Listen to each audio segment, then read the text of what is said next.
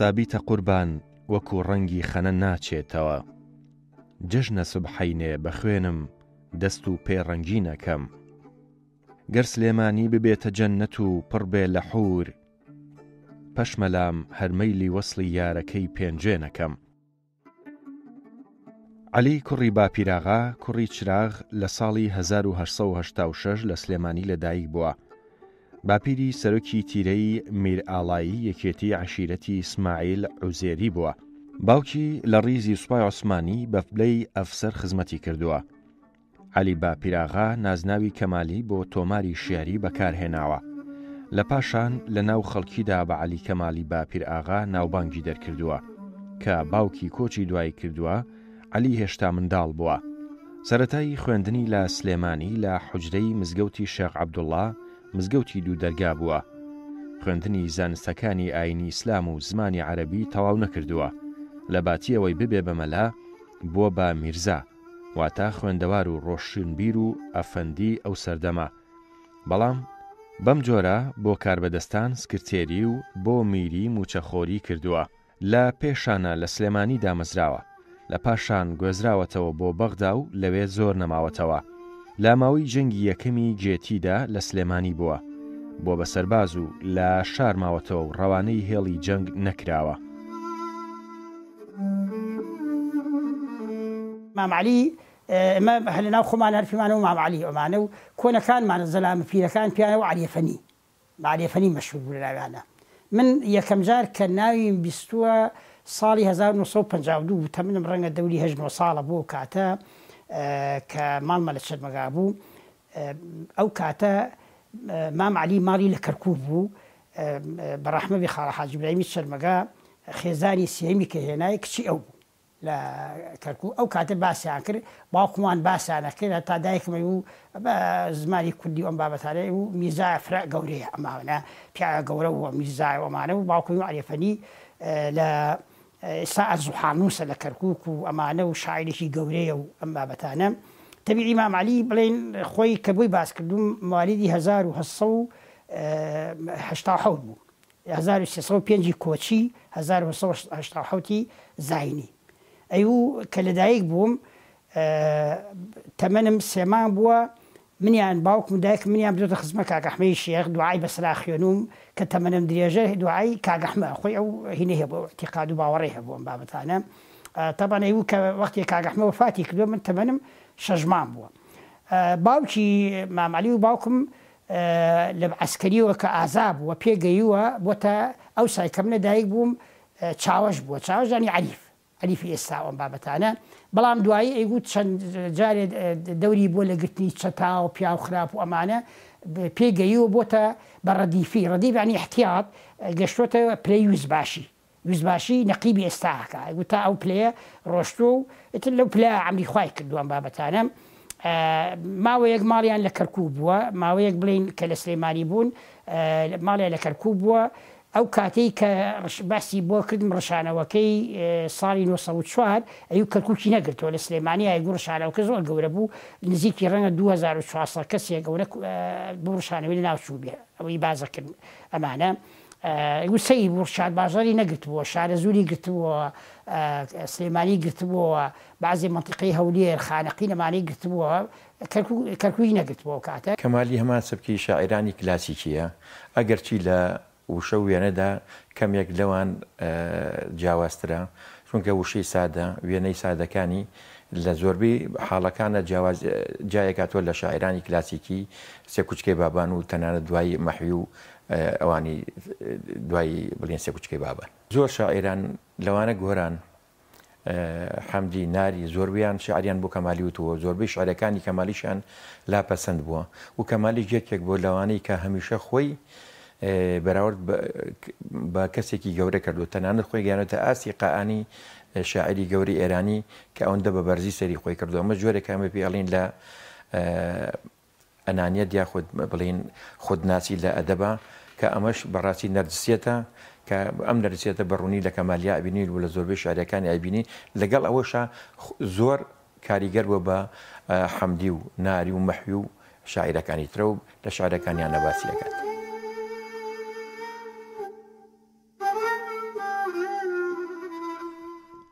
کەمالی لە وەسفی هەندێک لە ئەندامانی یارەکەیدا دەڵێت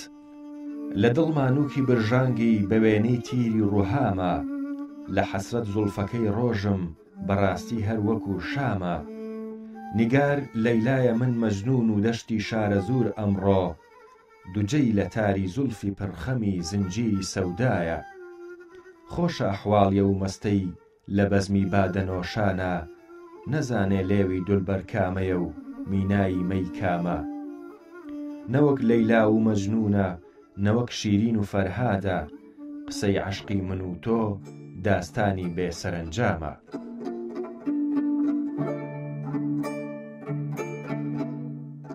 لە ساڵەکانی 1960 ئێمە گروپێکی ئەدەبی بووین وەکو مامۆستا ئەحمەد سالار، حەمە ڕەشی هەرەز، ئەحمەدی حەمکۆڵ، حەمەد ساعی حەسەن، کاوە زودی و شێغەنۆر و مارڤ ناسراو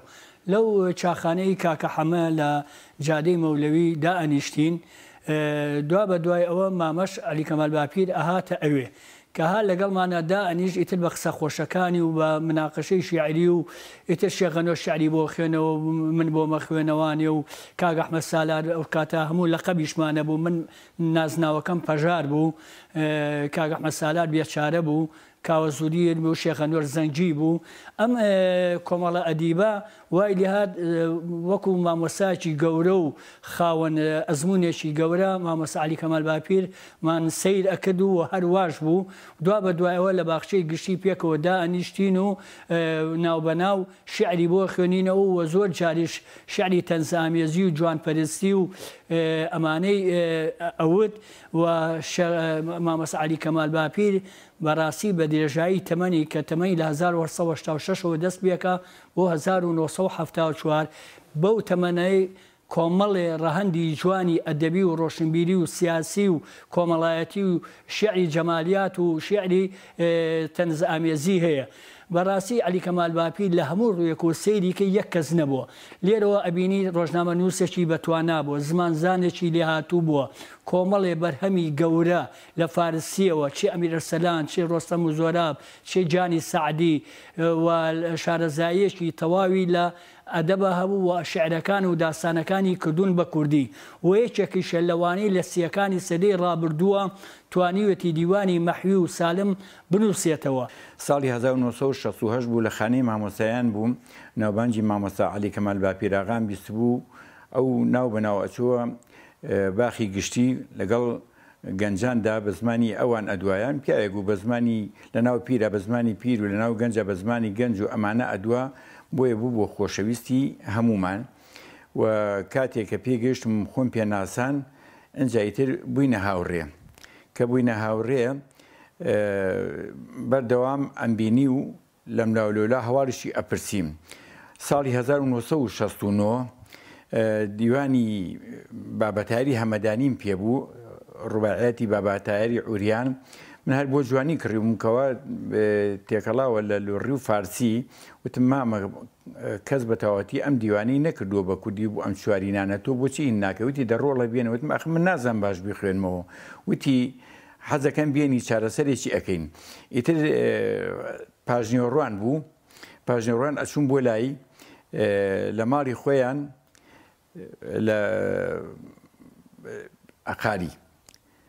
کاتێکە چوارینەکانم بۆ ئەخوێنەوە ئەوی یەک دوو جاری بخوێنەرەوە دوسێ جار ئەم خوێنەوە ئەو ڕاستیە کردەوە ئەنجا ئەوی بنووسە بەو شێوەیە 50 چوارینی کرد بە لە لۆڕیەوە کرد بە سۆرانی. ئێمە ئەو 50 چوارینێ لە گۆڤاری نووسەری نوێ بڵاو کردەوە. لا سەردەمی فەرمانڕەوایی ئینگلیزی داگیرکەر لە ساڵی 1990 بۆ بە قایمقامی چەمچەماڵ ماوەیەکی کەم لەسەر ئەم کارە ماوەتەوە. لە ڕۆژگارانی خەباتی چەکداری و فەرمانبەرایەتیەکانی شێخ مەحموود لێی نزیک بووە و بەشداری لە جم و جوڵەکانیدا کردووە وەک سکرتێر و نووسەرێک لە بندەستی شێخدا بووە. لە ساڵی 1922 کە جەمعیەتی کوردستان بە سەرۆکایەتی مستەفا پاشای یامڵکی لە سلێمانی دامەزراوە، کەمالی یەکێک بووە لە ئەندامانی دەستەی بەڕێوەبەر و دوایی بە ئەندامی دەستەی نووسەرانی ڕۆژنامەی بانگی کوردستان هەڵبژێردراوە. بڵاوکردنەوەی ئەم ڕۆژنامەیە زۆری نەخایاندووە. لە ماوەی فەرمانڕەوایی ئینگلیز لە سلێمانی، کەمالی سکرتێر و نووسەری بۆ حاکمە سیاسیەکانی ئینگلیزی وەک ئیسۆن و گرینهاوس و ئەدمۆنز کردووە. نزیکەی 2 ساڵێک لە هەڵەبجە موچەخۆر بووە تا ساڵی 1926 لەوێ ماوەتەوە. کە شێخ مەحموود چووە بۆ پیران، کەمالی وازی لە کارەکەی هێناوە و چووەتە لایە و ماوەی ساڵێک لێەوە نزیک بووە. لەو کاتەدا شێخ مەحموود 2 جار نردوویەتی بۆ تاران و کرماشان بۆ گەیاندنی نامەی شێخ بۆ هەندێک لە کاربەدەستانی ئێران. من کەی بڵێم یەکەم جار کە چاوم پێکەوت ساڵی 1960 بوو لە قازیاوە، بەڕەحمە بێ محەمەد حاجی براهیم باوکی ژنی بۆ هێنا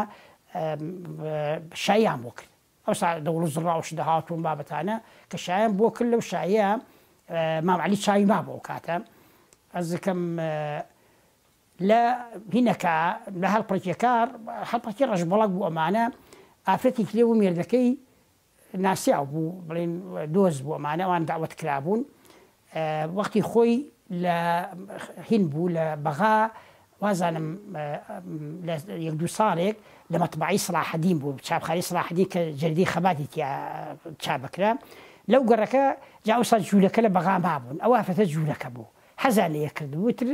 سوی پێ کردو مسڵمانی کردو. ئەمانە ئافرەتەکە زۆر جوان بوو، جوانیش عەڵەپەڕی ئەمانە، یعنی وا ڕەفیقی هینیش بوو بەڕەحمە بێ نەسیخانی کچی مام عەلی بوو. ئەمانە لە دوایە مام عەلی زۆر معجب بوو پێی شعرێکی بەسەرا هەڵاو. شعرەکەی کە من تەوراتی ڕووی تۆم دینیگاری پەلکە خورمایی بە کۆڵێ عیلمەوە چارەم نییەوا بوومە موسایی. تقریبا دەوری دەدێ ڕەوازان دە 12 ئەمانە پاژنی ڕوو دانیشتوین ئێمە لە دەوری قسەی خۆشی بۆ کردی مام عەلی وەمانە. هات ئافرەتەکە هات لەگە نەسیخانە پێکەوە هاتن، وتی مامە 20 شعر لەسەر داناوم، وتی شعرم داناوە قەچەکە جوانی تو لەسەرم داناوی تۆ چی لە بلێوێت کە من جوانوتی خوا لە صاحبی خۆتت نەسێنەوەمانە شتێکی جوان ڕێکی و حەزم کردووە کە ئەو شعر لەسەر دابنێومانە. بەس حەسوجادایمەوە ئێوە هەمجارەکەی بە حەسوود دیارە وازان ئەمەشان بە تۆ گەیانوە وشتی نەسیخان بەڕەحمە بێ پێکەنی وتی وەڵام من پێم گەیانوە بابا خۆشێکی خراپنەوە تۆ شعر لەسەر داناوە ناوی چۆتە بێ بالفعل شعرە عەلی مەردان جا زۆر هینی زۆر لە بڵێن شعرەکانی مام عەلی کردوو بە مەقام و بە بەستەوەمانە لە باسی یەکەم دوایی ئەمانە. ئەو شعرەی کردوو بە مەقامی حیجاز شوشتەر، حیجاز کورد مان هەیە جا پێڵن شوشتەریش بە فارسیوانە بکردی بۆ مەقام و ئەم بابەتانە. کەمالی بووە گوتم ئەگەر سەیریکەن شعری کلاسیکی سەبکێکی تایبەتی هەیە، ئەوش هەمان سەبکی هەیە، هەمان ئەو بەحرانێکە ئەوان شعریان پێوتوە، بەڵام لە زمانە ئەمان جیاوازترە لەو لەوێنە ئەمان ئەم جیاوازترێ لەوان. ئەم زمانێکی سادە ڕەوان کە بە ئاسانی لێتی ئەگەی پێچەوانی زمانی ئاڵۆز و سەنعەتی شعریە. کەمالی بەڕاستی مافی خۆی نەدراوەتێ، کەمالی زادەی زەمن و کاتی خۆیەتی. شعرەکانی زۆربەی شعرەکانی هی سەردەمەکانی خۆیەتی، شعرەکانی ئەوتوانی بچیتە سەردەمەکەی کەمالی و کەمالی تەحلیل بکەیت، ڕابی شعری کەمالی بکەیت، ژیانی کەمالی بکەیت. زەڵبوونی بەسەر زمانە بەڕاستی کەسێکی بەتوانە بوو، وشە گۆڕکێ یاریکردن بە وشە بەکارێنانی وشە لە شوێنی خۆیان یەکێک لە کەسە شاعرە بلیمەتەکان کە بەڕاستی زۆربەی شاعرەکانیشی یەم کراون بە گۆرانی هەم لای خەڵکیش بەڕاستی پارێزراون لە بەرکراو بوون. مامە سەعەلی باپیر دانا ئەمە هەمیشە شاعیرێکی گەورە بوو، خاوەن هەڵوێز بوو و من زۆر لێوە نزیک بووم، هەتا هەندێک شیعرمان هەیە. زۆر جار عەلی کەمال باپیر تۆزێ ینی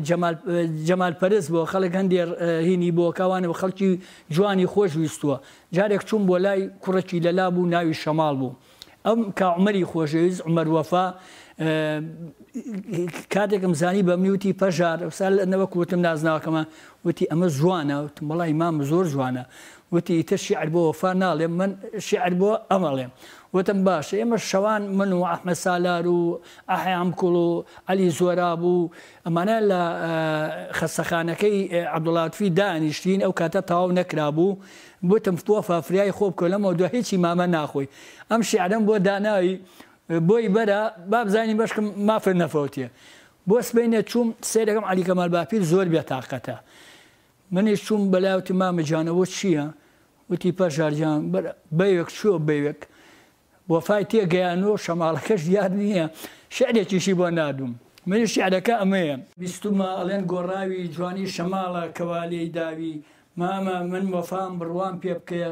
شەماڵ شنەیە بڕوای پێ مەکە قەن نەکەی گەورم من لە دڵ دەرکەی وەفام بۆت هەیە دڵ لە دڵ نەکەی گوناه من هەیە سێن دێت بەوە خۆم دڵی جوانیمە نەیکەی ڕەنجەڕۆم دنیا هەروایە چەرخی ئەگۆڕێ ئەی مەمە پیرە دڵت نەگۆڕێ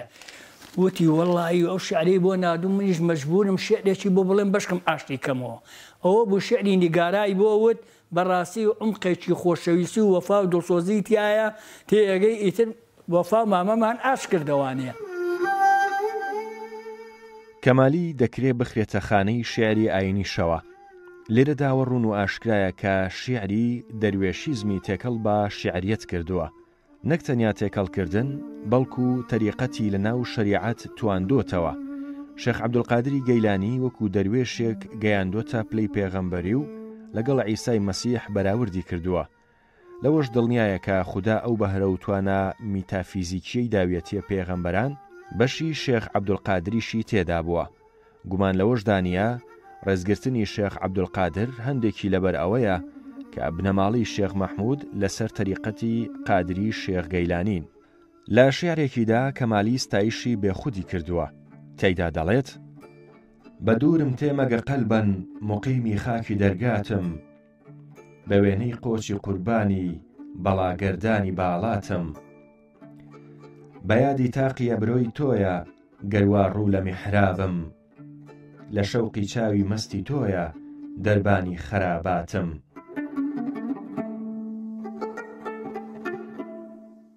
جارێکی تر لە پێی گەیشتمە خزمەتی لە 1970 قۆڵی بە قۆڵی مامۆستا ئەحمەد شوکریەوە بوو لە سابوونکەرانەوە ئاهاتن بەرەو بەردەکی سەرا کاتێککە پیان گەیشتم چۆن و چاچیم لەگەڵا کرد مامۆستا عەلی کەمال بە ئەحمەد شوکری وت بە مامۆستا ئەحمەد شوکری تۆ بڕۆ ئەم گەینێتەوە ماڵی خۆمان وەڵا مامۆستا ئەحمەد شوکری ڕۆی وتی ئەرێ ڕۆی وتم بەڵێ وتی شتێکە بۆ بجێڕمەوە ئەگە گوێی لێ نییە وتم فەرموو وتی لای گاز ئەوان قسەی خۆش لە بینیان نەهەبوو وتی لای گازینەوەی بەرزنجەوەتی ئەپەڕیم گوێم لێ بوو خەڵک دۆمینیان نەکرد وتیان کێرەکە زۆر شاعیرە بەڵام چاوساغەکە ماعیرە ئەنجایتر ئەوەی کە جێڕای وتم مامە وتم فرسەتە با بچین لە ستۆدیۆ جوان تۆزێ سەرودەر ئەکەوین وێنەیە بگرین وتی وا دیارە مردنم نزیک بۆتەوە بۆ ئێوان پیاڵی چون ڕستمێکمان کرد پێکەوە کە وێنەکەش ئەمەیە لە مامۆستا عەلی کەمال باپیر شاعیرێکی کلاسیکی بەتوانا و قەیرزان بوو لە تەمەنی خۆیان وەک ڕۆژنامەوانێک لە سەردەمی شێخ مەحموودی نەمرا هەمیشە لە گۆڤار و ڕۆژنامە کۆنەکانە بەرهەمی هەبوو یەکەم بەرهەمی ساڵی 1913 لە ڕۆژی کودا بڵاو کردوێتەوە خۆی بە قوتابیەکی دڵسۆزی مەحوی شاعیر ئەزانی چونکە باسی ئەکرد ئەی من لە ژێردەستی ئەوە فێری هونەری شیعر بووم و هەمیشە ئەوم لە یادە ئەنجاوی مەحویم زۆر جوان شێوەکەیم لە یادا هەروەها ئەیجێڕایەوە ئەیوو شێڕەزای تاڵەبانیشم بینیوە من ئەم باسی شێڕەزایە لە یادی شێڕەزادا ساڵی 2004 بابەتەکەم نووسی یامە دەست دکتۆر نووری تاڵەبانی ئەو وتی ئەمە ڕێیتی ئەچێت تەواوە من لێ وەرگرتم بۆ خێن وتی مێر منداڵ بووم لە کەرکووکەوە لەگەڵ خزمەکانمە بەرەو بەغا بڕۆشتن قافلە بوو وتی لە قافلەکە خەڵکێکی زۆری تیا بوو ئیتر سواری گوێژێژوو هەبوو حوشتر و هەبوو هێستر و ئەمانە بوون هەنێکشی بە پێ ڕۆژن کۆڵیان نابوو بە کۆڵی خوێن وتی ژن و پیا ئەوانە تیکە قۆناق بە قۆناق ئەڕۆشین وتی سەیرم کرد کابرایەکی دەموچاو نورانی ڕیشسپی مێزەر بەسەر بە سواری ئەسپێک و ئەسپەکەی بۆ ڕائکێشن و کۆمەڵی موریدی لە دەورە وتی من چوومە پێشەوە پرسییم ئەرێ ئەم پیاوە گەورەی چییە؟ وتیان ئەوە جەنابی حەزەتی شێرغزای تاڵەبانیە. دراوسێ ماڵی شێرغزای تاڵەبانیش بووین ناسیاوی هەبوو لەگەڵ هینا لەگەڵ شێرغزا و باوکم لەگەڵیا برادر بوومانە هەتا تەنانەت باسیەوەیەک وتی ئەیوو تەمان شێرغزا ئەو دیبووی تەمان گەورە بوو کە دەوسەودە وەفاتی کردووە و زلام بوومانە ئەیوو لە شعرەکانی تەمان بڵێن مەشهورە بە شعریدا شۆردن و هەجوو ئەو تەمان لە کوهین وانەوە پیاوێکی خواپەرست بووە و ڕەخوا بۆ هەر بۆ خۆشی و ئەم بابەتانە هینە بوو و هەجووە هەتا ئەو سەفەرێکیان ئەو چاک لە بیرە خێزانەکەی هاتە ماڵی ئێمە شکاتی لێکرد لە لای باوکم وتی ڕەزا قسەی پێوتوم ئەوانە وتی ئەوش باوکیم وتی کاشی ڕەزا جێ بمریژە بە هەموو کەسیان هی ناگیریەوە تا قسەی خۆشی خۆی ئەوانە و ئەم بابەتانە کە تۆ خێزاقی شێکە ئەوە شتێک نییە کە ئینسان بتوانێت گلەی لێ بکە ئەوانە هەردەمە بەدەمەکەی فێوانە. بەهۆی خوێندەواری و زانینی زمانەکانی کوردی و عەرەبی و فارسی و تورکی عوسمانی کەمالی ڕووی ئەوەی هەبوو کە نووسەر و میرزا و سکرتێر و موچەخۆری باش بێ لای کاربەدەستان و فەرمانڕەوایانی میری. ماوەیەکی زۆر لە هەڵەبجە موچەخۆری میری بووە. لە ساڵی 1928ەوە تا ساڵی 1950 لەم ساڵەدا ماڵی گواستۆتەوە کەرکووک تا ساڵی 1963 لەوێ خەریکی پیشەی ئەرز و حاڵ نووسین بووە. لە ساڵی 1958 بووە بە ئەندامی دەستەی نووسەرانی کۆواری شەفاق بە زمانەکانی کوردی و عەرەبی. کەمالی لایەنی دارایی کۆوارەکەی بەڕێوە دەبرد. هەندێک جاریش نووسینی تێدا بڵاو دەکردەوە. کەمالی لە کەرکووک لای کوڕی گەورەی بووە. لە ساڵی 1963 کە ئەو کوڕەی وەک موچەخۆری میری گۆزراوەتەوە لە سلێمانی ئەویش گەڕاوەتەوە مەڵبەندی ژیانی هەمیشەیی و تا کۆتایی تەمەنی لە سلێمانی ماوەتەوە. کەمالی بە کوردی شعری وتووە ئاورامێکی باشی زانیوە مامۆستایەکی زمانزانی فارسی چاکیش بووە. زۆربەی شعرەکانی ناسر خوسرە و سعدی و ئەوانشی زۆربەی شعرەکانی وانش وەرگەڕاوەتە سەر کوردی سەیدی هەورامی کردو بە کوردی یعنی لە هەمان کاتە هەورامی زان و فارسی زانێکی بەتواناژ بووە. بە تایبەتی لە کاتێکشا لەوە دەرەکەوێت کە نامەکەی شێخ مەحموود مەلیکی کوردستان بۆ ڕەزاشا ئێران کە کەمالی ئەنووسێت ڕەزاشا زۆر کاریگەر ئەبێ بە شێوازی نووسینی نامەکە کە ئەڵێ کێ نووسیوەتی ئەڵێ تۆ نووسیتە ئەڵێ ئەم شێوازی نووسینی فارسیە لە کەسێکی فارسیزانی زۆر زاڵبووی زمانی فارسیە و زۆر کاریگەر ئەبێ بە زمانی نووسینی کەمالی. کەمالی ئێماڵین کە زوڵمی لێکراوە یەکێکە لەو شاعرانی کە مافی خۆی نەدراوەتێ. کەمالی کەسێکی یاخی بووە، کەسێکی ڕۆژنامە نووس بووە، کەسێکی سیاسی بووە، کەسێکی شاعر بووە. بۆ ئەڵین سیاسی بووە. نێردەی تایبەتی شێخ مەحموود بۆ لای ڕەزاشای ئێرانی. یەکێک بۆ لە دەستەی ئەعیانی سلێمانی کە هەڵبژێراون لەگەڵ مستەفای یامۆڵکی و ئەوانە. کاتێک کە کراوە بە قایمقامی چەمچەماڵ لە دوای تێکچوونی پەیوەندی نێوان حکومەت و شۆرشی کورد دەست بەرداری قایمقامێتەکەی ئەبێت کە ئەمە یاخێبوونیەکە کەسێک ژیانی کول لە مەرگی و عریزەنووسی و قاوە فرۆشی هەڵبژێرێت و پشت کاتە ژیانی ڕەفاهێت لە پێناوی هەڵوێستا لە پێناوی کووردا و لە پێناوی خۆشەویستی شێخ مەحموودە. ئەنی هەر دوو کش و دوو کوڕی هەبوو مامانی ئەمانە طبعا خێزانی لەنەوەی هیم بوو لەنەوەی مۆلارەخانی یەخشەبندی بوو حەبسخانی خێزانی و ئەمانە تەبیعی وەکو لای کە لەگەڵ شێخی گەورە ئەمەری شێخ مەحموود کاتبی ئەو بوو ڕازگری بوو ئەم بابەتانە ماوەیەکی زۆر لە خزمەتیا بوو لەگەڵی هەتا وەکو ئەم نوێنەری شێخیش بۆ بەلای ڕەزاشا یعنی نادوێتی بەلای ڕەزاشا کە ئەم نادوێتی قسەی لەگەڵا کردو ئەم بابەتانە و لەگەڵ مەلک فەیسەڵی ئەوەلیشە هەر ئەم بڵێ نوێنەری بوو ئەم بابەتانە هەتا ئەو کاتە چاپانتۆڵمە کردە بەرم بە زەیگوت چاکەتی ئەو کاتە عیب بوو ئەبووە لە ئەژنۆ بگەشە سەر ئەژنۆ یعنی لە ئەژنۆ بەرەو خوار بووە نابێ بەرەو ژوور بێ ئەم بابەتانە ڕسمیشی هەبوو بە چاپانتۆڵۆمانە. تەبیعی هیریش بوو کە ڕۆژنامەی بانگی کوردستان دەرچوو لە زمانی شێخە ئەم لەگەڵ شێخ نووری شێخ ساڵحە هەتا لەسەر ڕۆژنامەکە نووسراوە محەرری کوردی و فارسی عەلی کەمال باپیر و لەگەڵ شێخ نووری هەر نووسراوە شێ نووری ئەم بابەتە شەڕویشی ساڵە دوایی طبعا لە زمانی مێجەسۆین شاو ڕۆژنامەی دەرچۆ چونکە هین حاجی مساڵ پاشای یاملکی هینی بوو ڕئیسی بڵێن مدیری مەسئولی بوو وەکو بڵێن ڕئیس تەحریل و سەرۆشین و سەلان و ئەمانێ بوو هەر ئەمان لەگەڵی هەبوون لە زمانی مێجەسۆیشا لە ساڵی 22 دوای کە شێخیش لێرە نەما لە دواییشا ڕۆژنامەی تریا هەندێکە لە زمانی مێجەسۆیان ڕۆژی کوردستان لەو ڕۆژنامەیە شێخ نووری هینە مدیری مەسئولە بڵێن وەکو ڕئیس تەحریل مام عەلی هنا نووسراوە محرر علی کەمال باپیر یعنی وەکو نووسەری هینەکەیە نووسەری ڕۆژنامەکەیەوە یعنی دەستی ڕۆژنامە سووش هەبوو ڕۆژنامە نووسێکی کۆم بڵێن مام عەلی و ئەمانە و تەبیعی مام عەلی زۆر معجب بوو بە هین بە چەند کەسێک لەوانەی کە زۆر یعنی بڵێن بەلایەوە خۆشەویست بوو ئەم بابەتانە یەکەم کەس مێجەسۆنی خۆشەویست ئەوی مێجەسۆن خزمەتی سلێمانی زۆر کردووە هەرچی بڵێن زاڵم بوو شدەتی بوو بەڵام ئەڵێ ئیدارەی سلێمانیە دانا ڕازژەکە ئەڵێ ئیدارەی سلێمانی ئەو سلێمانی فیر ئیدارە کرد ئەڵێ ئیدارەی دانا ئەڵێ یەکەم چاپخانە ئەو لە سلێمانیا کردی داینا و طبعا ڕۆژنامەکانیش بەسەر ڕۆژنامە کوردیەکان ڕێیاک دەرچی ئەم بابەتانە ئەمجا ئەیبوو چاتیشتیشی ئەوە بوو کە هینێکی خولێکی فێرکردنی هینی بڵێن سایقی لە سلێمانیا کردووە ئەمە سەعالی کەمال باپیر ئەتوانین بڵێن بە دوا شاعیری کلاسیکی کورد دەژمێرێ لە دوای نالی و سالم و مەحوی و حەریق و کۆمەڵە شاعیری کەوە لە مێژووی ئەدەبی کوردیا دەورێکی گەشت و دیاریان هەیە ڕۆژێک مامۆستا شادیرا ئەوارە داوای دیەکە ڕۆژنامەیەکی دەرەکرد لە سلێمانیا کە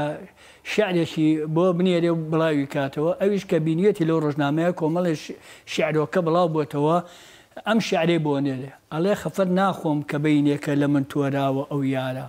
خەفەتباری ئەوەم کە دایم ئەبینم یاری ئەغیارە لە گوڵزاری ئەدەبدا خونچە نابینی هەتا ماویت گەڵا و گوڵ هەڵوەری با بردی پاژماوەی خەس و خارە کەوا پارچەی غەزەلیان ئەبڕی بۆ سالم و مەحوی بۆ یار سالم و مەحوی کەچی ئێستاکە کەوا خام و خاو ئەبینم بەرجی دڵدارە یعنی لەگەڵ شعری نوێیان نەبوو ئەو شعرانەی کە ئەو سەردەما کە تازە سەرەتای مەسەلا جەمال شارباژێری و شێرکۆ بێکەس و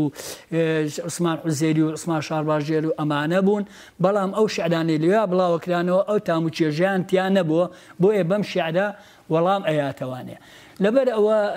مامۆستا عەلی کەمال باپیر دایم لەگەڵ سالم و مەحوی و ناری و ئەوانە نمونەی شعری کلاسیشی بوون و خۆشی یعنی لە شعرێکە بەڕاستی کە بۆ هینی وتووە بۆ خۆی وتووە ئەڵێ چی ئەڵێ لە ڕیزی شاعرانە بۆیە من ئەمڕۆ سەرفرازم لە شاگردانی بەزمی حەزرەتی مەحوی و شەکرڕازم لە پاش مەحوی هەمیشە پەیڕەوی سالم ئەکەم لاچین بەدڵ زۆر عاشقی هەڵبەسی ناری نیکتە پەروازم یەکەمین کەسێک بوو ساڵی 1922 کەوا دیوانی مەحوی لە سلێمانی تەبعکراوە ئەوە ژێڕایەوە چیرۆکی خۆی هەیە من لە گۆڤاری سلێمانیە بڵاوم کردوێتەوە ئەڵێ گەڕام بەسەر بازرگانەکان و بەسەر دەوڵەمەنەکانە چیە پارەم ئااتێ بە ئەم دیوانە ئەم ئەسەرە تەبعکەین وتی کەس نەهاتەژەیە هەتاوەکو مێجەرسۆنم بینی وتم شتێکی ئەوایی هەیە وتی ئادێ غەزەلێکی دوو غەزەلی بۆ بخێنەوە وتی یەکەم شعر کە بۆ بخێنەوە لە ناکەسکاریە بوو شعرێکی کەش ئەوی کام لەبیر نەماوە کامە بوو وتی بڕۆ لە بی بە بۆ چاپخانەی حکوومەت خۆمان چاپی ئەەکەین هەروەها کۆکەرەوەی دیوانی سالمیش بووە کۆکەرەوەی دیوانی ئەحمە مختار جافیش بووە کۆمەڵێ لە دیوانەکان هەروەها لە تەمەنی خۆیان لە پەنجەکانەوە لە 38ەوە تقریبن دەستی پێکردو بە تەرجمەکردنی شعری هەنێ شعرەکانی فردەوسی لە ڕۆستەم و زۆرا بوو ڕۆستەم و جیهانگیر و هەروەها خەسرە و شیرین و فەرهاد و لێل و مەجنون و کۆمەڵێ لەو کتێبانەی کردووە و برێوی زۆر زۆری هەبوو لە سەردەمی خۆیدا مامۆستا عەلی کەمال باپیر هەمیشە دڵسۆزی وشەی کوردی بوو کەمالی ناوی نیگاری وەک ڕەمزی کردگار لە شیعردا بەکارهێناوە لەگەڵەوەشدا بە زۆرمانە وردەکرێتەوە وەکو ئەوەی ناوی کەسێک یان شتێکی جوان یان وێنەیەکی نایاب بێ هەندێک جاریش کوڕیان کرد پیاویان ژنێکی دیاریکراوە کەمالی هەوڵ دەدات نیگار بکە بە ڕەمزی دڵداری مەجازی و حەقیقی بەڵگەی حۆری و غیلمانی بەهەشتە،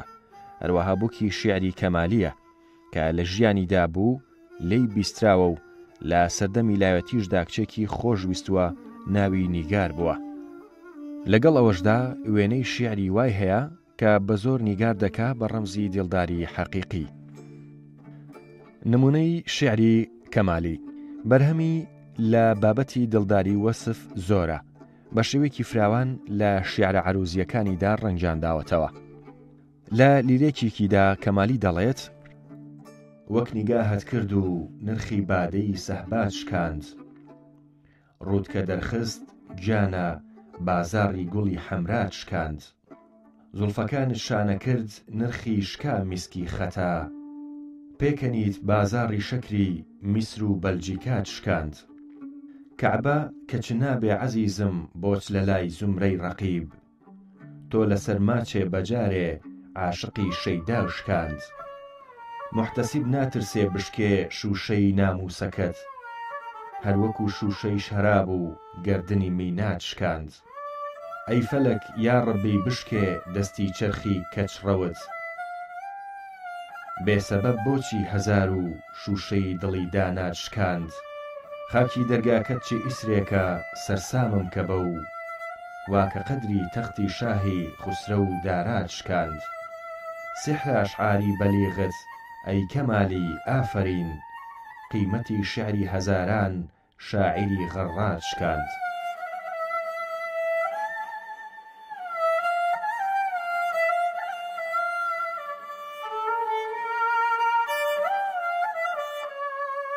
یەکێ لەوانەی کە زۆر خۆشیشی ئەویست دووهەم کەس ئەحمەد موختارهینی جار بوو، زۆر ینی ئەگو هەر لە خۆشی ئەو من ماڵشم برد، ئاخر دەی لە هەڵەبجە بووە، لە خۆشی ئەو ماڵ بردە ئەوێ لە هەڵەبجە بووانە، ئەوی پیاوی وا بە تایبەتی لە سەخاوەتە ئەگو ڕەفیقی نەبوو، ئەگو حاتەبێ بۆ خۆی زۆر ینی حەزیە کرد لە تێنانی بێ دەکەس لەگەڵا بیخوا ئەوە باسیە کردومانە. وە زۆر باهینیش بەراق بووی کەگو بەقەدر شەهید کراوە و کوژراوە ئەم بابەتانم. لە خزمە مەحویە زۆر معجەبی مەحوی گەورە بوو، ئەیگو لە خزمەت یا من خوێندنەکەم لە خزمەت ئەوا بووە، تەمە خوێندنی مام عەلی لە علومی شەهینە بڵێن مزگەوتە، ئەیگو لە خزمەت ئەوە تا هین خوێنوە تا جامی شەرحێکە بۆ سەر کافی نەحو، کافی ابنی حاجبە فەقێ وەختی خۆی خوێن جامی شەرحێکی تقریبا قورسیشە ئەمانە لە علمی نەحوایە ئەم بابەتانە، ئەیگو ئەوم خوێندووە لای بەباشی هەندێک شەرعیشم لە منهاجی نەوەوی ئەوە لە ناو شاهینە لە بڵێ مەزهبی شافعیە، ئەیگو هەمووی نام هەندێکم خوێندووە هەر لە خزمەتیە، ئەیگو عەروز و قافیەکی باشی لە خزمەتی ئەوە خوێندوومە فێری بۆ لە بە شعر ئەم بابەتانە، و فارسێکی باشیش ئەیگو خوێندوومە لە هین، ئەو فارسیە لە مزگەوتی مەلا عەبدوڵڵای هەولێری لە مزگەوتی دوودەرگامی ئەمەی هین ئەمەی ئەسحاب سپی ئامزگەری دوودەرگا ئەوێ ئەیگو لە ئەمە خوێندنەکەی مام عەلی ئەوەنێتر خۆی پەروەردە کردبوو، ینی بەڕاستی خوێنواری دەستخۆتێکی جوان و خوێنواری چا فارسی زان بوو، تورکی زان بوو، عەرەبی زان بوو، لە کوردیا هەورامی زان بوو، لوڕی زان بوو، ئەمانە مەزانی ئەم بابەتانە و دەستخۆتێکی زۆر ڕەنگین و جوانیشیە بوو. لە شیعری هەجووە کەمالی دەستێکی باڵای هەبووە وەک ئەوەی لە شیعری تریشە کە ئەمە بەڕاستی ئێسلمێنێ کەمالی